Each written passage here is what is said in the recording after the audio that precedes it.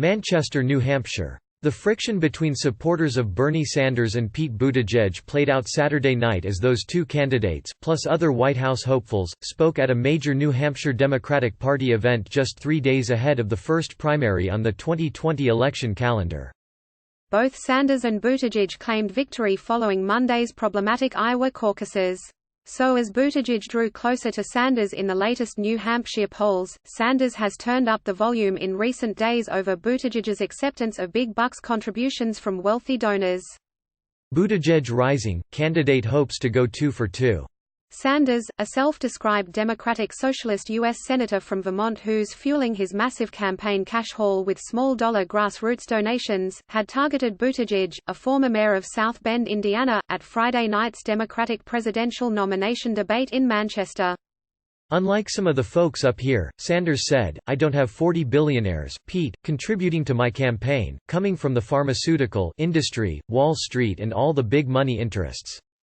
On Saturday night, as Buttigieg spoke at the Shaheen McIntyre 100 Club dinner, Sanders supporters in the crowd inside the Southern New Hampshire University Arena showered the candidate with jeers of "Wall Street Pete."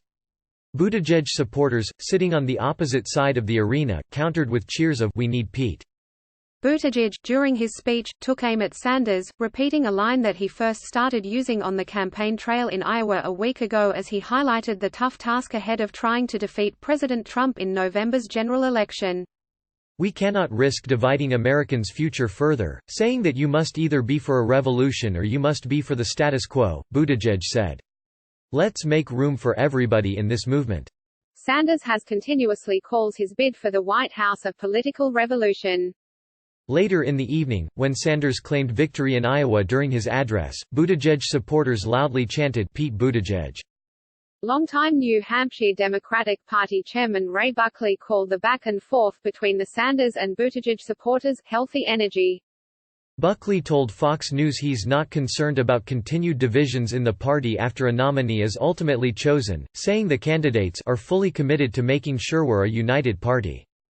Biden zings Buttigieg, saying, "This guy's not a Barack Obama."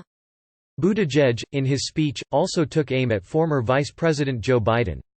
The two candidates have been trading barbs in recent days, with the 77-year-old Biden pointing to the 38-year-old Buttigieg's relative lack of experience and Buttigieg spotlighting the potential pitfalls of returning to the politics of old.